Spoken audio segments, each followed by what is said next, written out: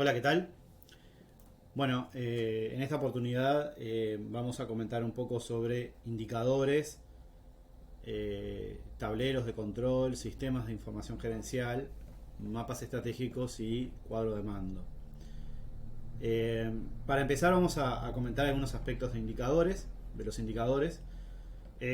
Básicamente el indicador en sí lo podemos definir como una magnitud, como un número, como un porcentaje, que en definitiva nos permite, analizando esas magnitudes, ese número, ese porcentaje de manera periódica, realizar la evaluación en el cumplimiento de determinado estándar que nosotros nos fijemos medir.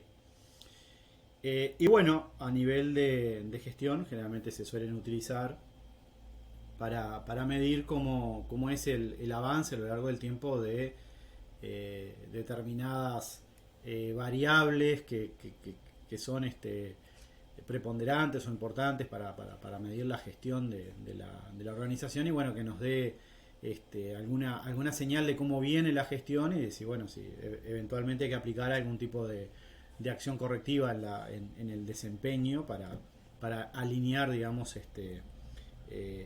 justamente el desempeño a lo que tenemos planificado. Y bueno, esos indicadores nosotros los podemos clasificar de alguna manera en función de algunos criterios. Un primer criterio puede ser según la etapa en la generación de valor en la cual el indicador se encuentre. Nosotros sabemos que para generar valor nosotros tenemos que tomar una serie de recursos, esos recursos consumirlos, por decirlo de alguna manera, en actividades para lograr resultados. Básicamente ahí está el key, digamos, de la generación de valor en una organización. Y entonces, bueno, en cualquiera de esas etapas podemos establecer indicadores para hacer mediciones. Mediciones a nivel de recurso,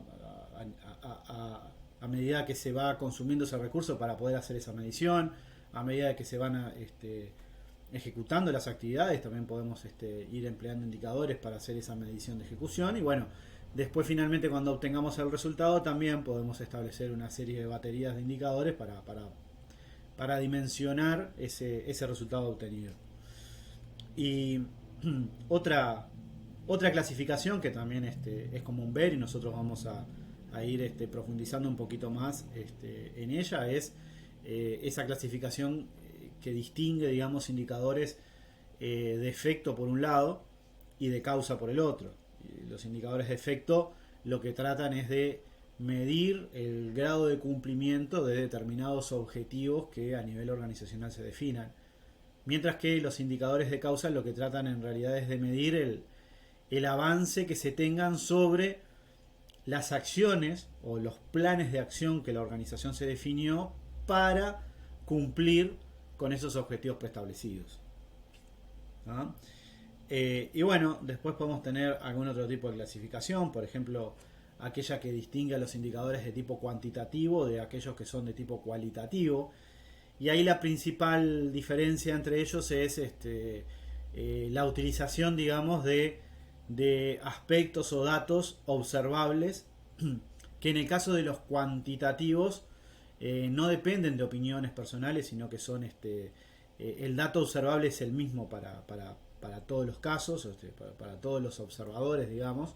Ese tipo de casos de indicadores numéricos, sean financieros o no financieros, pero que estén basados en parámetros numéricos. Y los cualitativos en realidad tienen una connotación que los hace depender un poco más de opiniones personales o opiniones digamos, de la experiencia vivida por parte de quien hace de quien completa la observación, digamos. Y bueno, ahí el típico caso son aquellos indicadores que se forman a partir de información proveniente de estadísticas, como las estadísticas, pueden ser por ejemplo las encuestas, ¿no? Resultados de determinadas encuestas. Entonces, bueno, como las encuestas dependen un poco de la opinión personal que se tenga sobre el objeto a encuestar, digamos, hace que el indicador, en definitiva, dependa de ese dato observable y que no es el mismo en todos los casos. Eh, Después yendo al armado en sí del indicador, siempre es recomendable generar un documento que se conoce como ficha del indicador, que en definitiva lo que trata de hacer es de establecer, de definir los distintos componentes del indicador para que después no haya ningún problema a nivel de confusión, de mal entendimiento de su resultado o de su cálculo o de la fuente de la cual viene la información para hacer el cálculo. Entonces, esa ficha del indicador es un documento en donde se establece el nombre del indicador, la regla de cálculo, en qué unidad se mide, si se mide en unidades monetarias o en unidades físicas o en porcentajes, una mínima descripción del indicador que aclare de qué se trata, la fuente, como les decía, de dónde vienen los datos, con qué periodicidad se calcula, si es un indicador de cálculo mensual, semestral, anual, etc.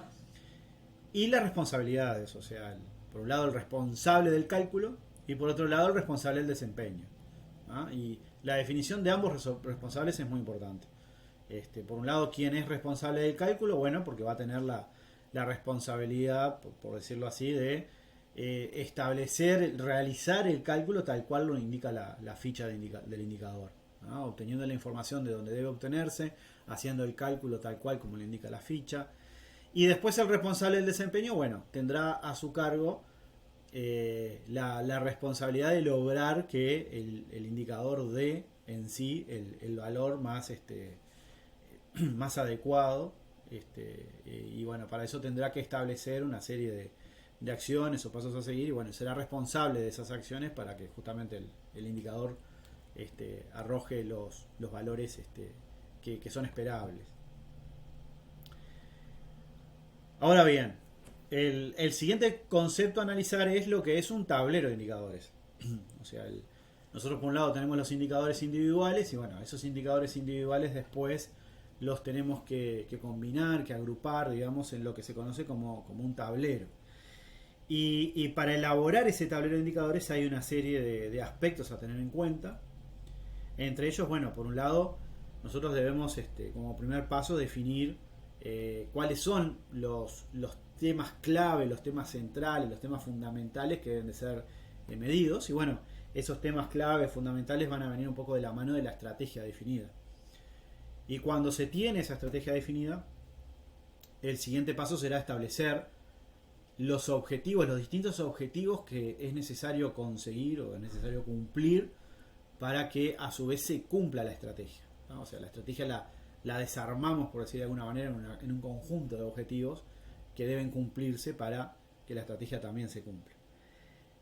Y atrás de esos objetivos lo que viene es el establecimiento de acciones o líneas de acción, o también se puede conocer como planes de acción, que en definitiva son las distintas actividades que la organización tiene que llevar a cabo para cumplir con esos objetivos. Entonces, bueno, tenemos los temas clave. A partir de los temas claves que surgen de la estrategia vamos a tener una serie de objetivos. Para cumplir con esos objetivos vamos a tener una serie de acciones o alineamientos para llevar a cabo.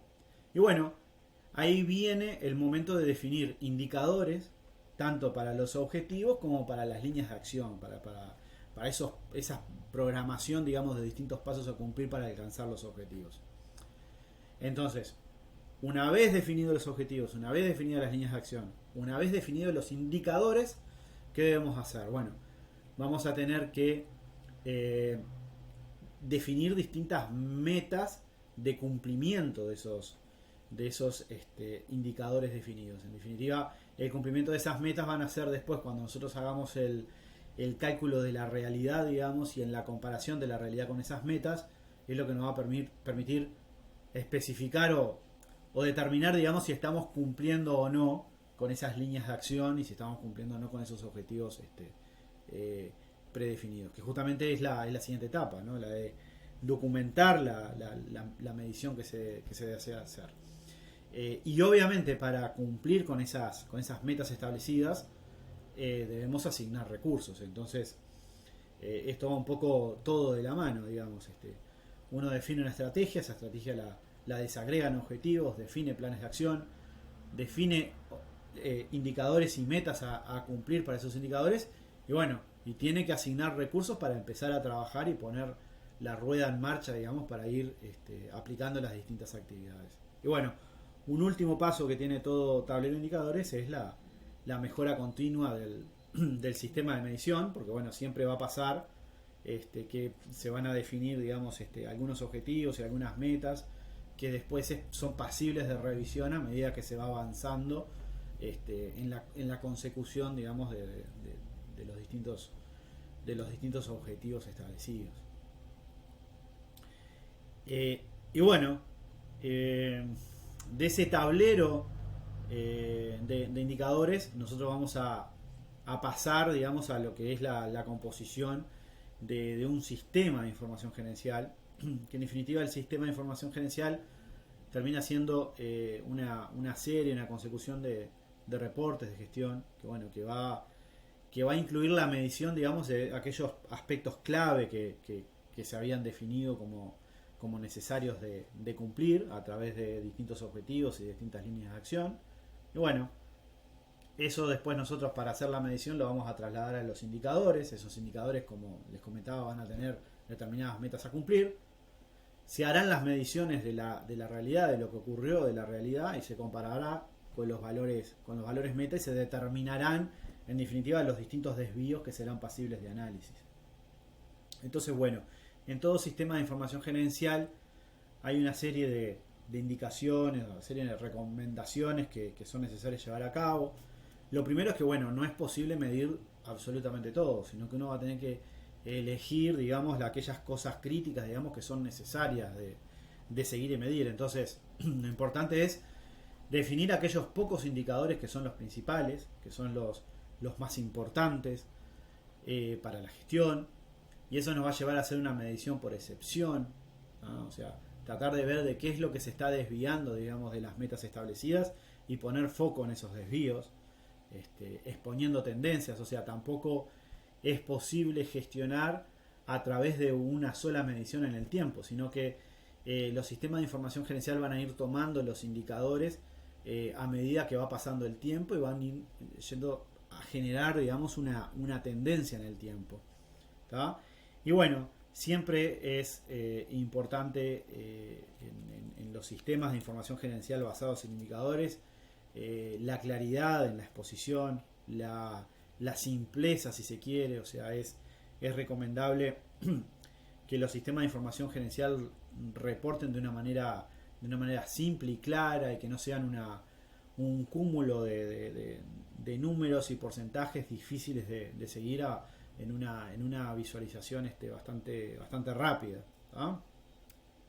Y bueno, otra cosa que siempre se recomienda es que exista determinado equilibrio entre la síntesis y el análisis. Un poco lo que ya les decía, no vale la pena llenar hojas y hojas y hojas de números y porcentajes cuando la conclusión de todo se puede resumir a unos pocos números clave y principales.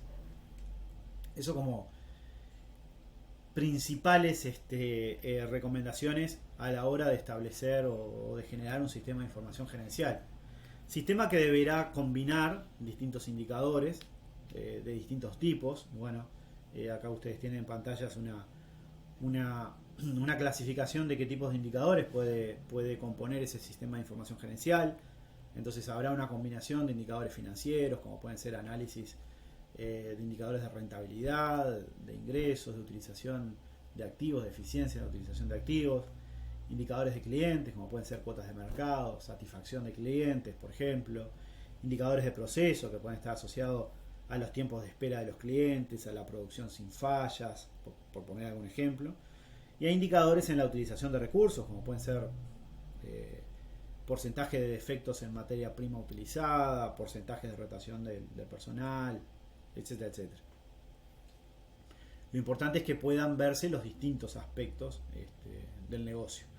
Y eso da pie a pasar a un siguiente tema, que es lo que tiene que ver con el mapa estratégico. En definitiva, el mapa estratégico como un mapa en sí mismo, que básicamente el mapa lo que nos ayuda es nos da una representación gráfica de cómo llegar a un lugar. Bueno, el mapa estratégico hace lo mismo desde el punto de vista de la estrategia. Nos ayuda a graficar de alguna manera la estrategia definida por la organización. ¿De qué manera? Bueno, agrupando objetivos en distintas perspectivas.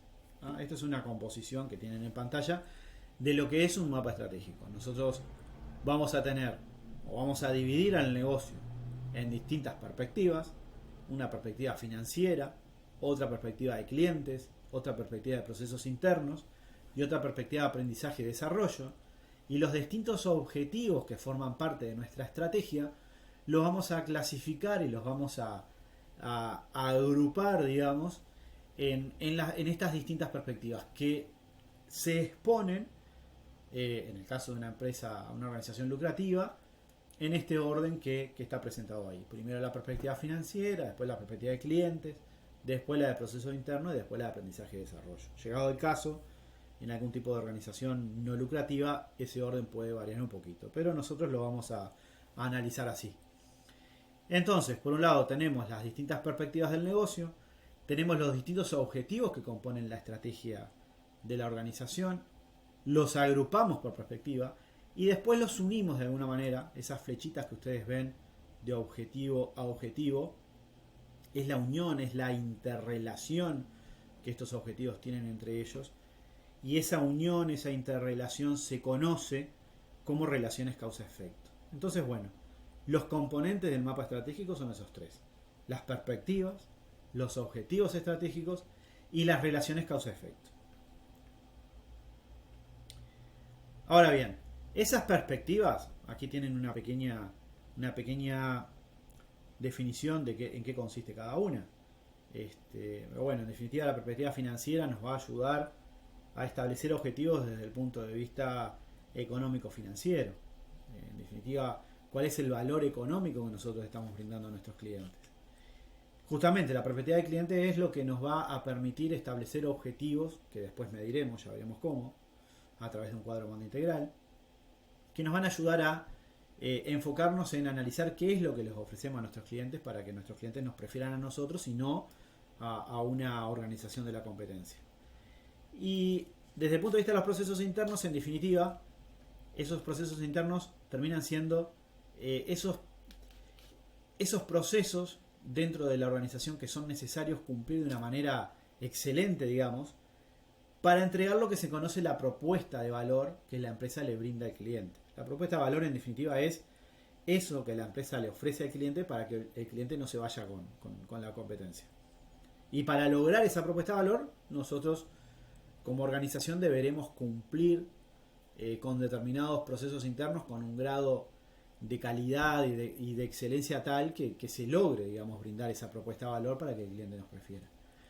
Y coronando todo eso, tenemos la perspectiva de aprendizaje y crecimiento, que en definitiva, nosotros ahí lo que nos vamos a preguntar es cuáles son las capacidades que tenemos que tener, que tenemos que desarrollar como organización, capacidad humana, capacidad cultural, digamos, de capital cultural y capacidad desde el punto de vista de administración de la información para desarrollar esos procesos que nosotros definimos como claves o que debemos de desempeñar de forma excelente para brindarle al cliente lo que el cliente espera obtener de nosotros. Entonces, bueno, es como que nosotros la organización la tomamos como un conjunto, pero a la hora de analizarla desde un punto de vista estratégico la dividimos en estas cuatro partes interrelacionadas, por decirlo así.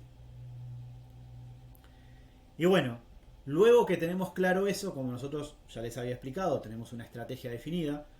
Esa estrategia nosotros la vamos a desagregar en distintos objetivos estratégicos que tienen que tener alguna característica recomendable, tienen que ser objetivos simples, tienen que ser fáciles de comunicar y comprender, tienen que ser medibles. Objetivos que no son fácilmente medibles, en definitiva no terminan siendo objetivos, porque no hay manera de medirlos y por lo tanto de evaluar si se están cumpliendo o no. O sea, tienen que ser pasibles de tener una meta definida. Tienen que ser alcanzables, porque si no son objetivos alcanzables terminan siendo simplemente una manifestación de deseo. Y tienen que estar definidos en el tiempo, o sea, tienen que tener un tiempo de consecución, ¿tá? Que podrá ser anual, podrá ser bianual, podrá ser el periodo de tiempo que se crea pertinente, pero sí tienen que tener una definición en el tiempo. ¿Ah? Entonces, bueno, definimos las perspectivas, definimos los objetivos. El tercer componente del mapa estratégico son las relaciones causa-efecto. Y bueno, acá tienen un ejemplo de cómo puede ser una relación causa-efecto entre distintos objetivos. Básicamente, nosotros la podemos leer en dos direcciones, ¿no? Nosotros podemos razonar que, bueno, si yo obtengo una mayor satisfacción laboral, empezando por el lado izquierdo, digamos, bueno, tal vez yo logre, en esta estrategia que yo tengo definida, tal vez yo logre una atención más rápida hacia el cliente. Y si yo logro una atención más rápida hacia el cliente, es probable que genere una mayor satisfacción del cliente. Y esa mayor satisfacción del cliente se puede ver traducida en una mayor cuota de mercado, o sea, más clientes que me prefieran a mí y no a la competencia. Y eso eventualmente me puede generar una mayor rentabilidad. Entonces ahí vemos cómo a partir de un objetivo que era lograr mayor satisfacción laboral, voy a terminar en una cadena que logre una mayor rentabilidad a nivel financiero. Y también lo puedo plantear al revés. Si yo quiero una mayor rentabilidad desde un punto de vista financiero, desde un punto de vista de clientes, puedo pretender o puedo aspirar a llegar a una mayor cuota de mercado para lograrlo. Y yo me puedo preguntar, bueno, ¿cómo yo puedo lograr más cuota de mercado? En definitiva, ¿cómo puedo lograr más clientes? Y bueno, mejorando, una hipótesis posible puede ser mejorando la satisfacción de mis clientes. Y yo puedo llegar a establecer que, bueno, la satisfacción de mis clientes depende de que yo los atienda rápido. Entonces, la mayor satisfacción del cliente yo la puedo lograr con una atención más rápida. Para lo cual, yo puedo concluir que necesito lograr una mayor satisfacción laboral, porque eso va a motivar a mi personal, lo voy a tener con cierto grado de entusiasmo para atender a los clientes y solucionarles, digamos, la demanda del cliente en forma rápida. Bueno, eso va desatando toda la cadena hacia arriba. Entonces, bueno, lo puedo leer tanto para un lado como para el otro. Bueno, esa es la esencia, por decirlo así, de la relación causa-efecto dentro de los mapas estratégicos. Ahora bien, una vez definido el mapa estratégico, con sus objetivos por perspectiva y las relaciones causa-efecto establecidas entre los objetivos, nosotros empezamos a rodar. ¿tá? Empezamos a rodar para lograr el cumplimiento de esa estrategia, ¿tá? que en definitiva es el cumplimiento de esos objetivos. Y esos objetivos detrás, ¿qué es lo que tienen? Tienen determinadas líneas de acción. ¿tá? Y yo de alguna manera esas líneas de acción, esos planes de acción que yo me establezco, de alguna manera los tengo que definir en el tiempo, con un cronograma de ejecución, la asignación de recursos, etcétera, etcétera. Y yo tengo que ir midiendo en el tiempo para ver si los estoy cumpliendo o no. Porque en definitiva el cumplimiento de esas líneas de acción son lo que nos van a permitir cumplir los objetivos que forman parte de la estrategia. Entonces yo necesito un mecanismo de medición que me ayude a lo largo del tiempo lograr analizar si estoy cumpliendo o no con todas las líneas de acción que me establecí. Y para eso está el cuadro de mando integral. En definitiva, el cuadro de mando integral toma los objetivos del mapa estratégico, ¿tá? Toma las líneas de acción definidas y los completa a través de indicadores. Le asigna indicadores que después se van a ir midiendo, se van a ir obteniendo, recolectando la información necesaria para medir esos indicadores en forma periódica. Puede ser todos los meses, puede ser por trimestre, por semestre, etcétera, etcétera. Para ir viendo, para ir midiendo a ver si estoy cumpliendo o no con lo que yo me planifiqué. ¿tá? Eso es en definitiva lo que es el cuadro de mando integral como herramienta. Y bueno, acá tenemos un ejemplo de cómo se compone el cuadro de mando integral. Y básicamente va a tener los objetivos estratégicos por perspectiva, ¿tá? Objetivos en la perspectiva financiera, de clientes, de procesos internos, de aprendizaje y desarrollo. Son los mismos objetivos del mapa estratégico. Simplemente lo que después le vamos a agregar es indicadores de efecto. Recuerden la clasificación que se vio al principio. Indicadores de efecto, que son los que nos van a decir si estamos cumpliendo o no con el objetivo marcado. A ese indicador de efecto le vamos a poner una meta.